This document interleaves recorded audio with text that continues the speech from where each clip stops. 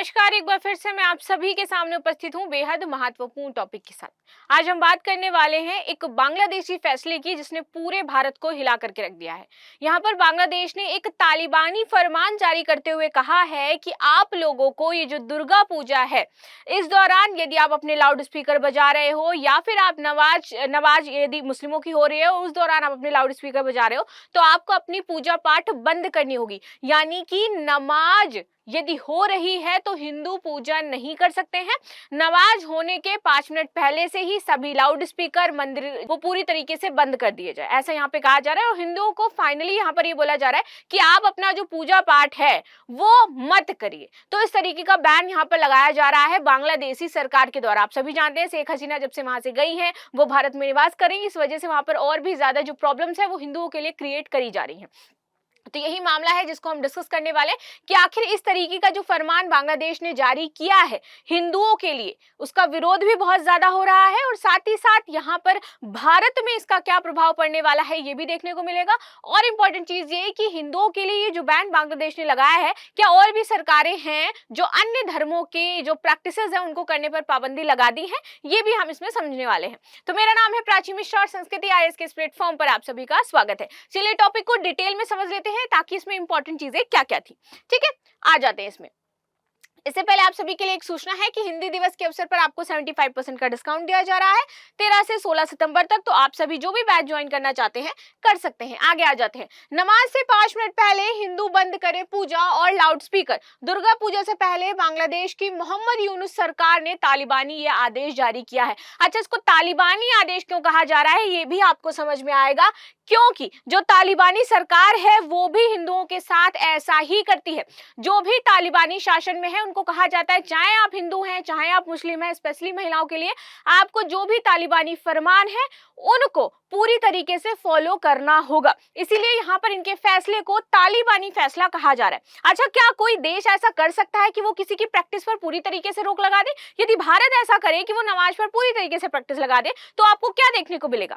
ठीक है, यदि आज वर्तमान में बात करूं तो सबसे ज्यादा मुस्लिम इंडिया में ही सेफ हैं। आप देखिए खुद जो आपकी मुस्लिम कंट्रीज हैं, अफगानिस्तान की बात कर लीजिए, कितनी सारी वहां पर पाबंदियां हैं, लोग खुल करके जी नहीं सकते जितने वो इंडिया में जी रहे हैं। लेकिन बांग्लादेशी जो सरकार है, जो वहां की मुस्लिम समुदाय है, वो इतने ज्यादा एक तरीके से जो कहावत कही जाती है कि इतने ज्यादा कट्टर हो गए हैं कि उन लोगों ने हिंदुओं पर अब बैन लगाना शुरू कर दिया और हिंदुओं की स्थिति वहां पर बिगड़ती जा रही है। आगे आ जाते हैं। बांग्लादेश में मोहम्मद यूनुस के नेतृत्व वाली अंतरिम सरकार में गृह मंत्रालय ने तालिबानी फरमान जारी किया है। ठीक है, और मंगलवार 10 सितंबर को जारी बांग्लादेश के गृह मंत्रालय के आदेश में दुर्गा पूजा से पहले देश के अल्पसंख्यक हिंदू समुदाय को निर्देशित किया गया है।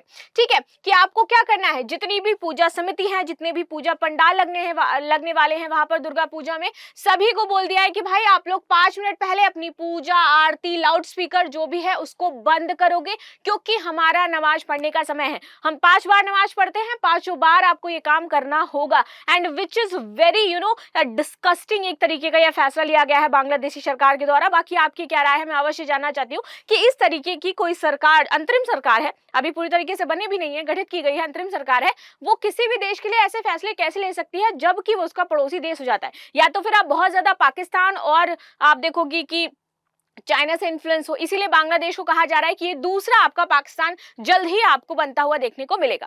ठीक है, आगे आ जाते हैं। इस देश से हिंदू समुदाय में आक्रोश है और वो इस फैसले का विरोध भी कर रहे हैं, लेकिन वहां पर हिंदू अल्पसंख्यक हैं, इसलिए वो बहुत ज्यादा कुछ अपना रोल नहीं निभा सकते हैं। यहाँ पर देखना यह है कि भारत इसको लेकर के क्या बयान जारी करता है।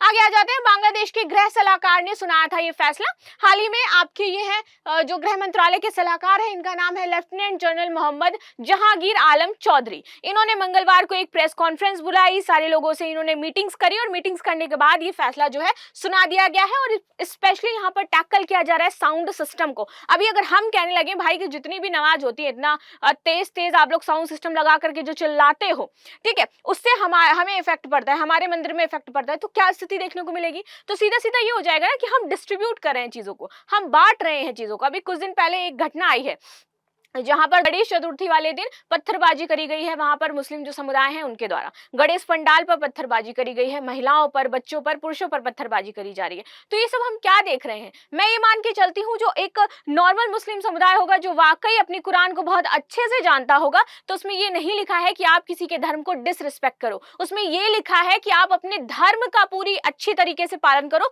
ना कि दूसरे धर्मों को आप डिसरिस्पेक्ट करो उस तरीके से। ठीक है, आगे आ जाते हैं। फैसले को लेकर के हो रहा है विरोध। बांग्लादेश सरकार ने इस फैसले की तीखी आलोचना करी जा रही है। इस्कॉन कोलकाता के उपाध्यक्ष और प्रवक्ता हैं, इनका नाम है राधा रमण दास। इन्होंने जहांगीर आलम चौधरी का वीडियो शेयर करते हुए लिखा कि बांग्लादेश गृह मंत्रालय के सलाहकार से मिलिए, जो निर्देश दे रहे हैं कि हिंदुओं को अजान से 5 मिनट पहले अपनी पूजा, संगीत एवं अन्य चीजों पर रोक लगा देनी चाहिए, वरना गिरफ्तारी का सामना करना पड़ेगा। और यहाँ पर बोल रहे हैं कि ये जो फरमान हमने जारी किया है, यदि इसका कोई भी हिंदू उल्लंघन करेगा तो उसकी गिरफ्तारी हो जाएगी। तो आप समझिए यहाँ पर कितनी कट्टरता दिखाई जा रही है हिंदू समुदाय को लेकर के। आगे बात करते हैं। ये नया तालिबानी बांग्लादेश है, ऐसा उन्होंने कहा, लेकिन कोई भी बॉलीवुड या बांग्लादेशी अल्पसंख्यकों के लिए प्ले कार्ड नहीं उठाएगा, क्योंकि वे क्या हैं? हिंदू हैं। आगे आ जाते हैं। बांग्लादेशी हिंदुओं का सबसे बड़ा त्योहार होता है आपका दुर्गा पूजा। वहां पर सबसे ज्यादा लोग प्रैक्टिस करते हैं Durga Puja. Reason is that पश्चिम बंगाल से जुड़ा हुआ है। पश्चिम बंगाल, कोलकाता का भी सबसे बड़ा त्योहार आपका दुर्गा पूजा हो जाता है, और एज इट इज आपके बांग्लादेश में भी ये मनाया जाता है। ये 9 अक्टूबर से 13 अक्टूबर तक चलने वाली है दुर्गा पूजा, नवरात्रि जिनको हम कहते हैं हमारी भाषा में। तो इसी नवरात्र के दौरान ये दुर्गा पंडाल लगाए जाते हैं।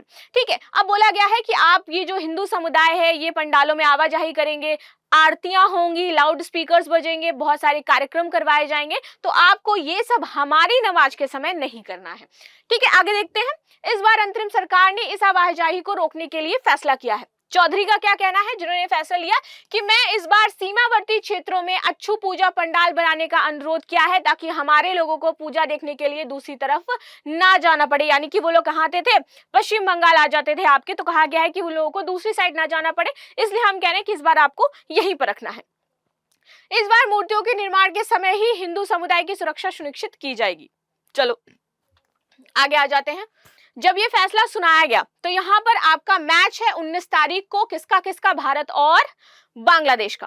कहा जा रहा है कि यहाँ पर जितने भी बांग्लादेशी खिलाड़ी हैं और जितने भी हिंदू खिलाड़ी हैं, तो हिंदू खिलाड़ी क्या करें? उनका विरोध करें, और जो मैच खेलें वो काली पट्टी बांध करके उस मैच में पार्टिसिपेट करें।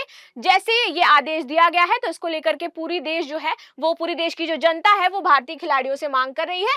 जैसे पहले भारतीय टीम ने अमेरिका के अश्वेत नागरिकों के लिए काली पट्टी बांध करके विरोध जताया था, वैसे ही अभी क्या करना है? हमारे लिए खड़ा होना है, और जो आपकी सीरीज होने वाली है इसमें आप जो अत्याचार कर रहा है बांग्लादेश हिंदुओं के खिलाफ, तो पूरी दुनिया को इसके लिए बताना है और आपको काली पट्टी बांध करके मैच खेलना है। अब देखने वाली बात ये होगी कि भाई ऐसा इंडिया करेगा या नहीं करेगी इंडियन टीम। आगे आ जाते हैं। दुनिया के बहुत सारे ऐसे देश हैं जहां हिंदुओं और जो गैर मुस्लिम हैं इन पर कई तरह की पाबंदियां हैं। सबसे पहले बात आ जाती है मालदीव्स की। आप सभी जानते हो मालदीव्स के जो राष्ट्रपति ही बने हैं वो इसी फैसले पर बनाए गए थे कि वो क्या है, इंडिया आउट की नीति अपनाएंगे। ऐसा उन्होंने किया भी है, लेकिन अभी वो थोड़ा सा लाइन में आ गए। कहते हैं ना, ऊंट पहाड़ के नीचे आ चुका है, क्योंकि ऊंट बहुत ज्यादा उछल चुका था। तो अभी आ जाते हैं। तो मालदीव्स में हिंदू मूर्ति पूजा नहीं कर सकते हैं, ऐसा यहाँ पे कहा गया है। तो मालदीव्स की सरकार भी इस तरीके की जो बैन है वो लगाती है। और आ जाते हैं सऊदी अरब में। सऊदी अरब में हिंदुओं को दाह संस्कार की इजाजत नहीं है, इसलिए मोस्ट ऑफ द टाइम आप देखते होंगे फ्लाइट से वहां से बॉडीज आती है और यहाँ पर दाह संस्कार किया जाता है। आगे आते हैं अल्बानिया। अल्बानिया में मुस्लिम महिलाओं की गैर मुस्लिम पुरुषों से शादी नहीं हो सकती है, इस पर पाबंदी लगाई गई है। इसके बाद आता है अफगानिस्तान, जिसकी मैं बात कर रही थी, और इसी को कहा जा रहा था कि बांग्लादेश जो है वो तालिबानी फैसला सुना रहा है। हिंदू मुस्लिमों के लिए भी शरिया हिजाब और बुर्का पहनना यहाँ पर अनिवार्य है। आप चाहे कुछ भी हो, कैसी भी हो, आपको ये नियम फॉलो करने पड़ेंगे। अब आते हैं प्यू रिसर्चर्स। इनके मुताबिक दुनिया में 17 मुस्लिम देशों में गैर मुसलमानों को अपने धर्म का खुलकर पालन करने की अनुमति नहीं दी गई है ऑल ओवर द वर्ल्ड, जिसकी हम बात करें। यहाँ पर हमने थोड़े अड़ोसी पड़ोसी अपने देश देख लिए कि कहां पर ये पाबंदियां हैं। बाकी आपकी इस पर क्या राय है, मैं अवश्य जानना चाहती हूँ। मिलते हैं नेक्स्ट क्लास में, तब तक के लिए धन्यवाद। लाइक एंड सब्सक्राइब करना बिल्कुल भी ना भूलें, and thank you so much.